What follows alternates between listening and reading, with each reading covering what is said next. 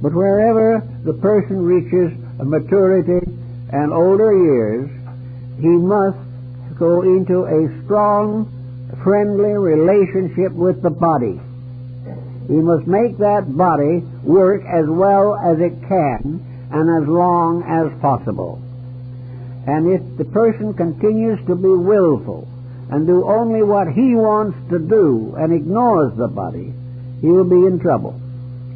Of course, he may lean back upon medical help or feel that if he dissipates mildly, he can get over it.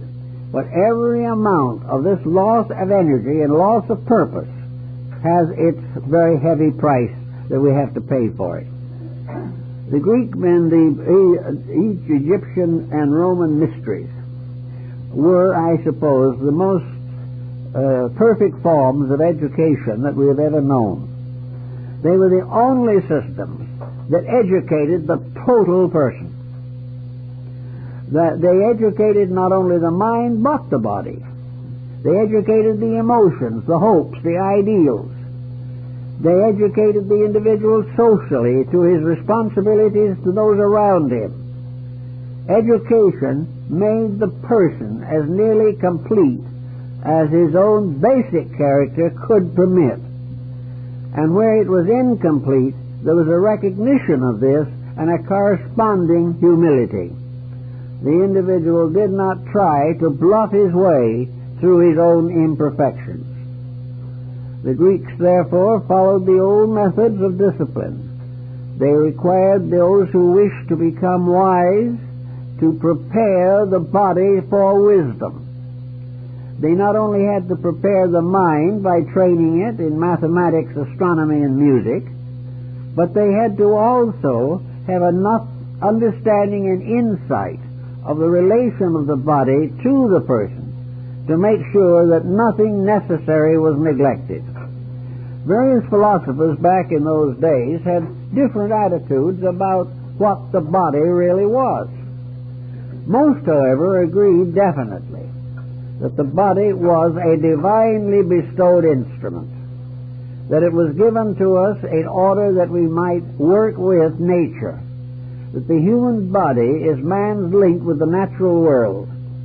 It is his link with the world of the farms and the forests.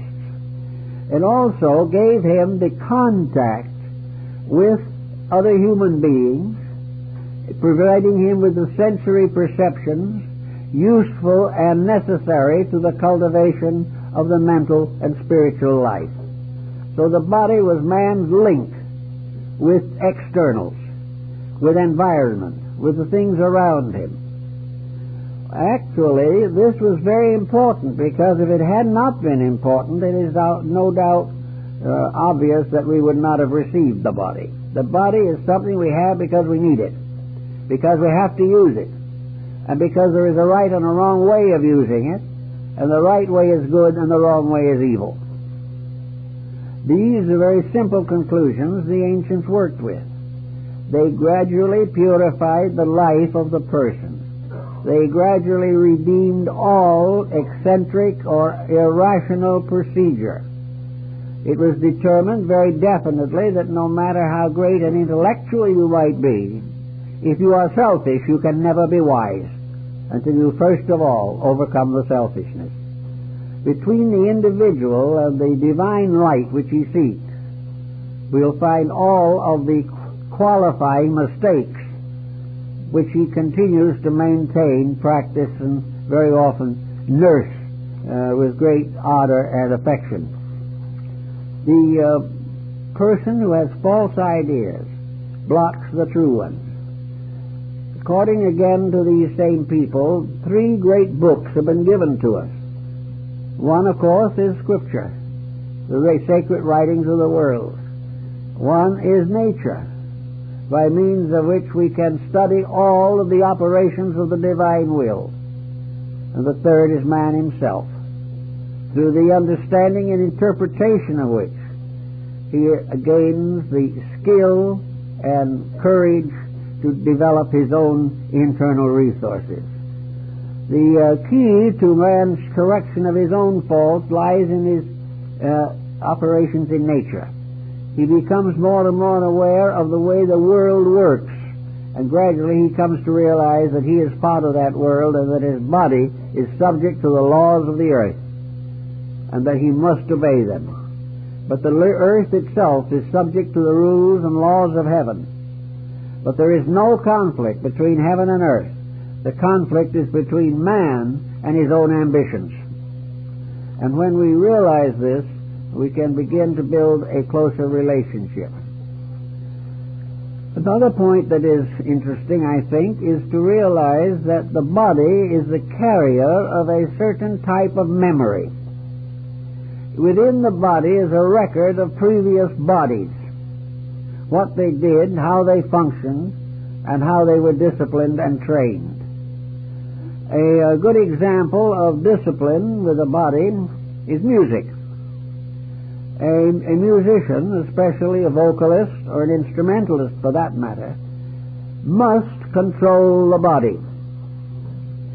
The musician must practice regularly, must dedicate his life to maintaining the peak of his own capacity and ability. He must never neglect, never overlook, never to be too busy to protect the talent which he has gradually developed. He must become, in a sense, a slave of a talent.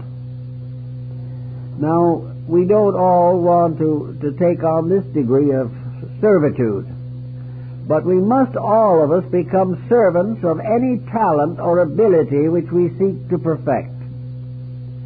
We have to be able to exercise our control over disposition, which is, of course, partly physical and partly the reaction of the mind upon the physical, and then the physical reacting back again upon the mind. This type of interrelationship we find every day. So if we want really to get the accomplishments we need, we have to realize that the Zen man is right in one thing. The light of heaven shines upon the peaceful person. Peace within the self is the secret of man's conscious relationship with space. Space in a mysterious way is silent. Nearly all of the great voices that speak to man are not audible. They are voices that speak in thoughts, in dreams, in hopes, aspirations, and in the strange experiences of mysticism. But everything that happens is a definite challenge. We have to learn to accept in silence that which is necessary for us to know. Silence for the body is harmony. Silence for the body is the fact that there is nothing indigestible going into the system. Silence for the body is good elimination. Silence for the body is proper relaxation and rest. It is free from all poison and toxins which destroy the body, because a poisoned coma is not the silence of the wise. So once we have the body quieted down, so it is not constantly demanding something, or expecting something, or suspicious that we are demanding something, then we can be quiet. We can sit with a good book and enjoy it. We can walk back for a little while in nature and be refreshed. We can look at a great work of art, and our spirits are inspired and comforted. Silence inside of ourselves means free from forced meaning, from interruption, or from conflict, from prejudice relating to these kind of things. Having gained a physical silence, and having learned to love a certain silence, we can then decide what we want to put into it. Having cleaned the inside of the cup of everything that is not important, we can then take this silence and refurnish it. It would be like getting rid of a lot of old broken down furniture in a house. If we want to get rid of the furniture that we do not want or do not need, then we can settle down and refurnish. Once we have cleared the mind of trash and trivia, we can then settle down to refurnishing our mental home. We can decide what we need, what is going to be truly comfortable, and we can allow to come into that silence that which enriches it, but do not allow to come in that which disturbs it. After we begin this process, we also discover something else. We are nearly always disturbed by things that we refuse or reject. We are disturbed by conditions which we have not digested, which we have not analyzed, which we have not controlled. Therefore, if we achieve silence within ourselves truly, we will find that the interruptions become progressively fewer. And what disturbed us desperately last week will not bother us at all if our own inner silence is stronger. Now, silence is not to neglect. Silence is not a vacuum. It is a peace. It is quietude. It is the strongest situation possible, whereas simply turning off the mind can be a very negative and useless thing. We cannot block out thought, but we can ennoble it by ennobling the function that gives it to us. So then we begin to bring back into our silence the things that make us happy. We begin to listen to great music. We learn to appreciate great artistry. And we also learn all kinds of little things inside of ourselves that we can do. We can develop talents that we sense but have not yet evolved. Out of the silence we build a new life based upon peace, upon inner contentment, and upon a constant process of enrichment, the enriching of values. And little by little we put a nice new set of furnishings in the house. But these furnishings are proper. They are not gathered for ulterior motives. We're not refurnishing the house because we want to keep up with the Joneses. We are not furnishing it because we want more expensive things than our neighbors. We are not even furnishing it because we have no longer any interest in old things. In the peaceful heart there is neither old nor new, but there is a gradual increase of the sense of value, that which is most proper, that which is most complete to the inner life. That is the thing we shall try to acquire if possible. So we can develop a few little hobbies that help.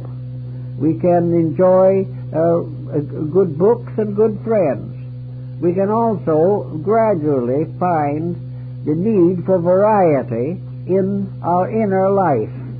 We find that if we pray all the time, we will not become virtuous, we will become sick. We also realize that if we go out trying to help people when we don't know what we are doing ourselves, that a certain frustration is going to result. We all have to work out these problems of making our silence the basis of a new career. And if it is built upon this quietude within ourselves, it has no enemies. It has lost the power to have enemies and do that type of thing. There's a story about Diogenes, who liked to live in a tub in the Athenian Forum and used to speak to his associate while standing near a wall that led up to another level. One day, a soldier listening to him disagreed with him, so leaned over the wall and spat at him. Diogenes looked up and then he turned to his friend. He said, "You know, I think I should be angry at that man, but I've forgotten how." Now, it's going to be a long time before most of us nowadays are going to forget how to be angry, or how to be revengeful, or how to work a nice and gentle insult at the proper moment. But there comes this inner peace that says this is no good. We are wasting energy that we can't afford to lose. Now we have energy in short supply all over the world. our energy resources are being depleted. About the only energy resources that are as yet available to most of us are our own energy. The energy to use the life in ourselves for the greatest good to all concerned. So to do this, we can't waste any of it.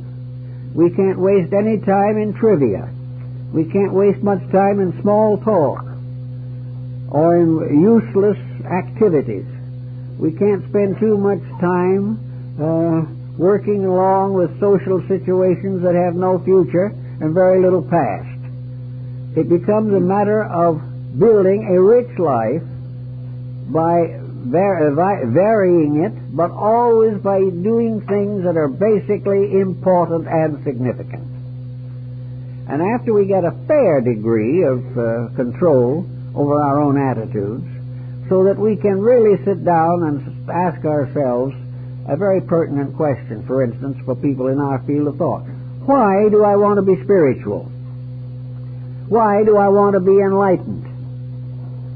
And there'll be all kinds of answers, some of which you'll block before you even shape them, because you will realize they're not the best. But the question is always, why do we want to be better than we are?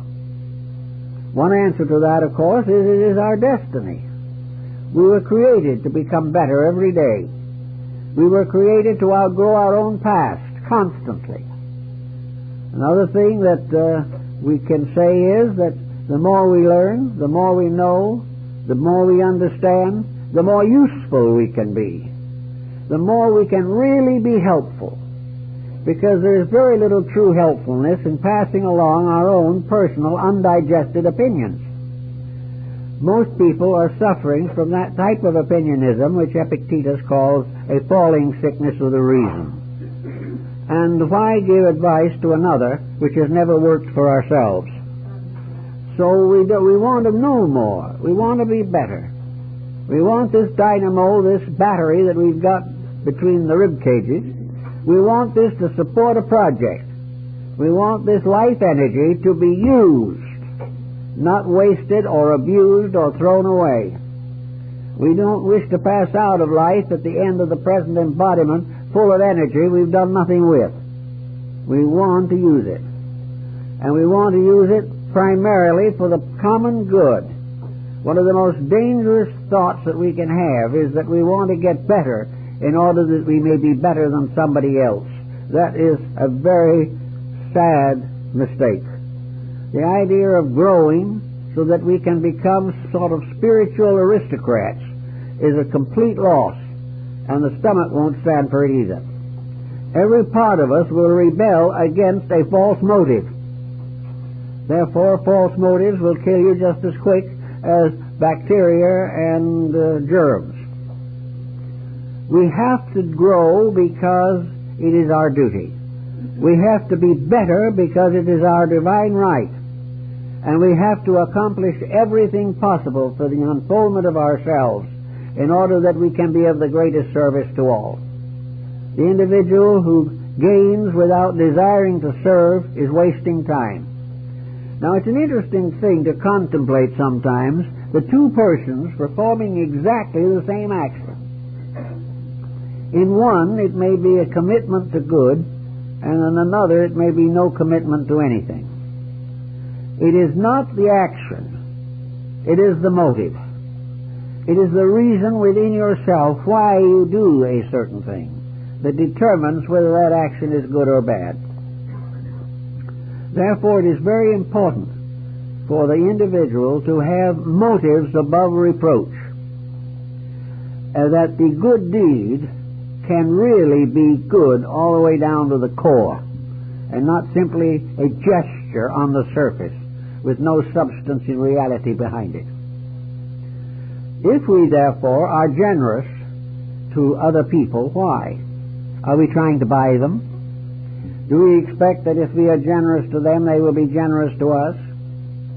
Or are we generous because we want to show off that we are rich enough to be generous? Is it a gesture of aristocracy?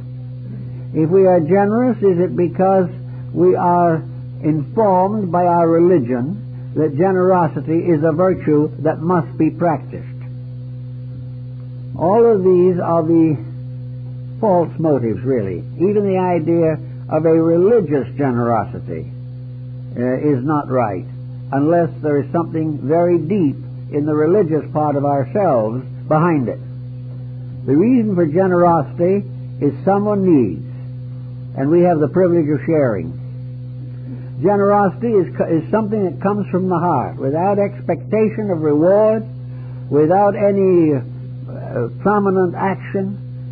Secret giving was the secret of the old way of doing it. No one wanted applause, no one wanted recognition. In fact, St. Nicholas, who is the hero of this season, was the original saint of secret giving.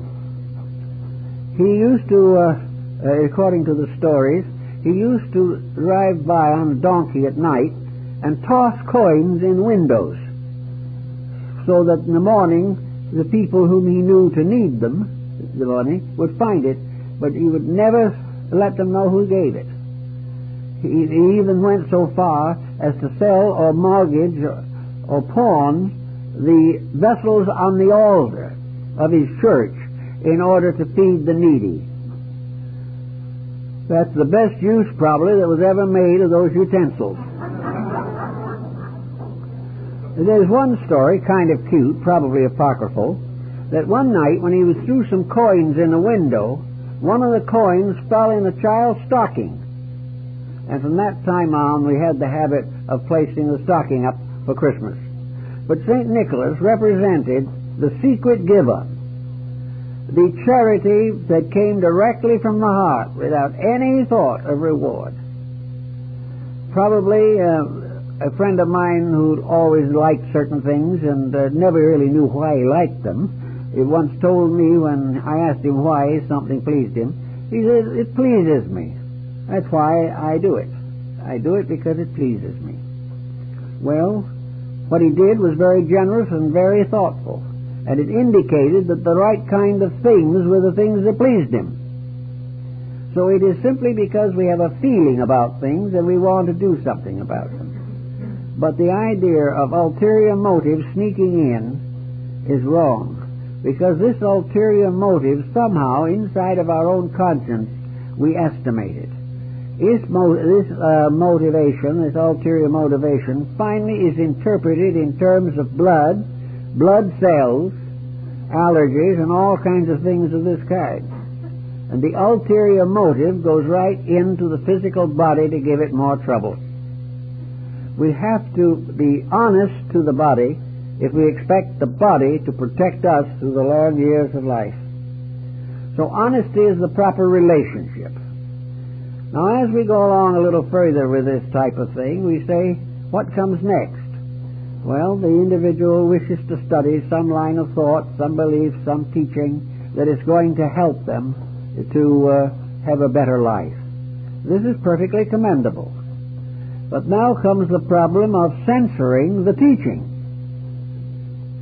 There are all kinds of things you can believe in this world, but so many of these beliefs are just a little dubious.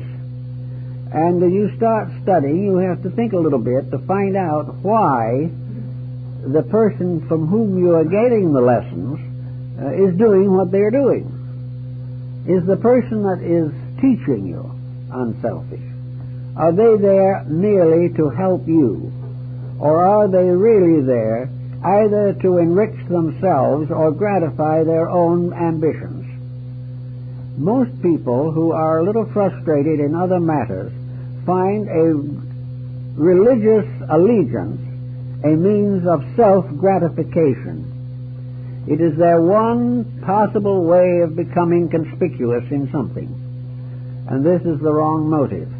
And this wrong motive comes out along with many others in the health problems. And we know that the various biochemical remedies and so forth all have moral overtones. We will sometimes be able to computerize our emotions.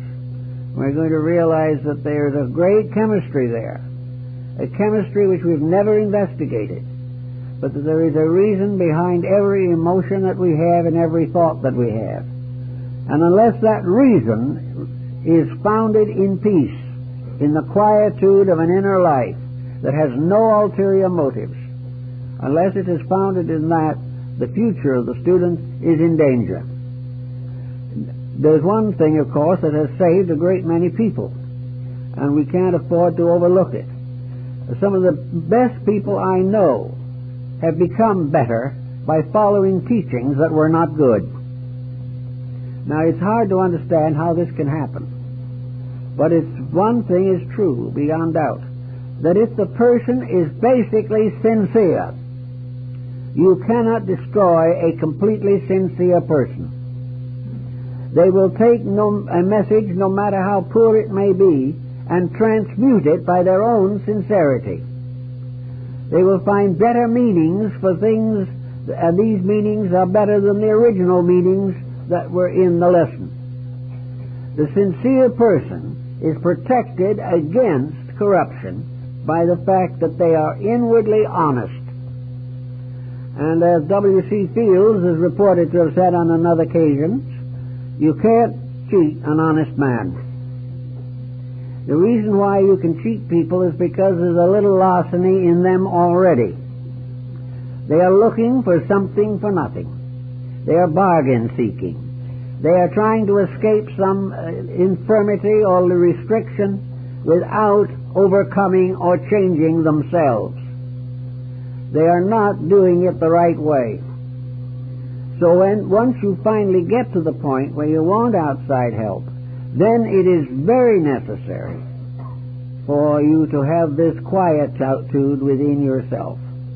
The quietude that protects the body, protects the mind, the heart, and opens the way to the soul in a wonderful and clear manner. As you go further along, of course, it gets a little more complicated.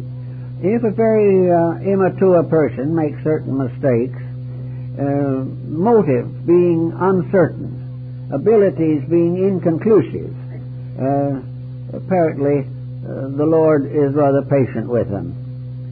It is the person who finally, having known better, makes a bad break, who goes against his own convictions for some ulterior motive. That one is in trouble. Therefore, it is true that the more advanced we become in the search for truth, the more we become the servants of that truth. And anything in which we appear to disobey that truth must cause us pause and consideration immediately. The higher we go in our insights, the more desperate our condition becomes if we betray the truths that we claim to love. So everything depends on these right motives. Now, if the right motives come along, and the person follows them reasonably well, and does what is approximately proper, I think that he will find that he will have a good allotment of years. All this peace in his soul is going to result in normal functions. The person's body will not be bothered or eclipsed by pressures or tensions. Food that might even be a little difficult can be digested if the mind is at rest, and the body can give the full tendency of digestion to the process. But if at the time we eat something that is indigestible, we also have a feud with someone, or we try to get out of it by a definite medication that itself is dangerous, then we are compounding the felony. If we are right on all these things, and we behave ourselves very well, there's no reason why our lives should not be a fully experienced period. Karma that we have brought forward has to be met, but in spite of that, we will have a good life, and we will also be planning for a still better one. We will have much better health, and we will find that by inward light, inward peace, inward quiet, we can actually overcome a number of dangerous external situations. We are worried about smoke. We are worried about water pollution. We are worried about all these things. But if the person inside himself is actually at quietude and peace, and dedicated to the earnest carrying on of useful labors, it would be amazing how much pollution we can stand and survive it. Whereas if we are constantly aware of nothing but the pollution and make no effort to transcend the weaknesses in ourselves, the pollution is much more difficult to work with. The right attitudes in these things must be cultivated, and they all come from quietude. The moment noise gets in, trouble starts. And noise inside of ourselves is the most difficult of all to silence. So we go along and we use the body as a kind of barometer. The body tells us, in a sense, the direct and immediate consequences of what we think, what we feel, and what we do. The body tells us when we are extravagant and waste, because then there is privation. The body tells us when we don't rest properly, or that we are too much involved in some preoccupation. The body warns us of all kinds of improprieties of conduct, of nutrition, and exercise. The body is there to help us to keep the rules.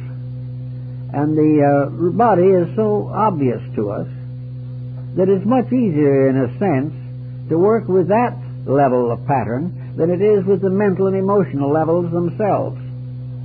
There is also something so final about the body in these things. We always think we can bribe the emotions or that we can bluff the mental attitudes. But when we get a stomach ulcer, we know we've got it. And we know it's going to stay there until we do something about it. And if we neglect it long enough, it will destroy us. So we are in the presence of law operating not maliciously, not viciously, but inevitably. In the body we can see the consequences of all types of indiscretion coming home to roost. We can see them moving in on us. And we can realize that 4 or 5 years of bad habits will make a very serious inroad into our future usefulness. And as most people are looking more or less towards some type of utopia, they want to look forward to retiring to that little place in the country. They want to do the things they've always felt they would like to do. And they want to have a fair reward for what they did in their work and labor. So we can put it this way if we want to. We can say, why did they work and how did they work? Did they work because, primarily, they knew they needed work? Or did they simply work in order to get later a pension and be able to do these things they wanted to do? Now, if their work was sincere and they did a good day's work and they earned their wages properly, then the chances are the body, the mind, and the emotions will be supporting. But the individual who had never really cared for his job, took all he could get and give as little for it, when his time comes to retire and go on vacation, he very often can't do it. His health is so bad he can't do anything. Or he is so disillusioned and tired and fatigued he doesn't want to anymore. So the motive behind the job also has something to do with the overtones of reward you get later. The motives behind the job of irritation and constant dissatisfaction affected the body, unfortunately. And out of this, in turn, came a limitation of the retirement period. There are many people who retire and they are so tired, worried, worn out, and disillusioned that they don't want to do anything. No human being in this world has to be disillusioned. They disillusion themselves. They are disillusioned when they expect the impossible. They are disillusioned when they don't get what they have not earned. They are disillusioned by the world around them. But the answer to it all lies in an attitude within themselves. Now, sometimes this attitude is due to the kidneys or the liver cutting up, but more apt in most cases, the attitude comes first. And after you hold it long enough, the liver and the kidneys will react, and you'll have permanent disabilities. So the person has to have peace within himself or live with disabilities. If he has to live with disabilities, he must live with them as graciously as possible, always realizing that every act that he performs, every decision that he makes, is part of the great plan of growth. And out of all these little efforts and the bigger efforts and the mistakes and the things done well, the human being is evolving toward the divine fullness of himself, which is the goal of all existence. Deity as the great educator, the great enlightener, the great perfecter of all things, has set up the plan that cannot fail, because in time, regardless of our mistakes, we're going to learn to do it right. The only difficulty is that we wait so long in some cases. Why shouldn't we start in by doing it right? Well, perhaps in the beginning we don't have the motives. By the time we get the motives, we don't have the energy. But the time to start is now, to do it the best you can, and to make sure that you keep a very happy relationship, because the body shows whether you are able to control yourself. The body shows you the discipline which is necessary to the happiness in other areas of your life. So working in team with the body as a partnership, you have a situation that cannot fail. But if one fails the other, the failure is spread over the entire environment sometimes. So work together with the body in a close partnership, and you will find improved health, greater happiness, and peace of mind. Well, thank you very much, folks. I guess that's all for today.